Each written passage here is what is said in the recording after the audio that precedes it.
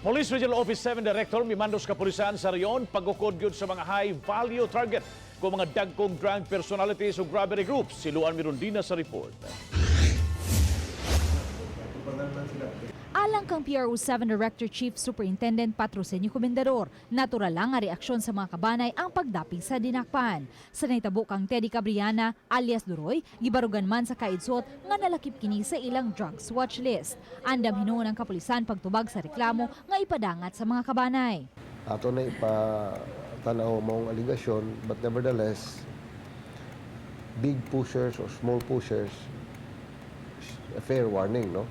Pagkita sa nimo nga namin nakuha ang dagkong mga butang, no? Sa pikas bahin, gidayeg sa PRO7 Director ang mga sakop sa kaidsot sa dakong kantidad sa shabu nga ilang nasakmit.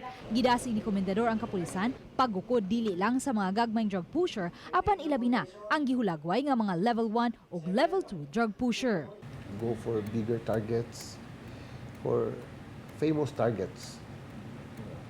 Siguro pa daw nga tadiha, no? We're still working step by step.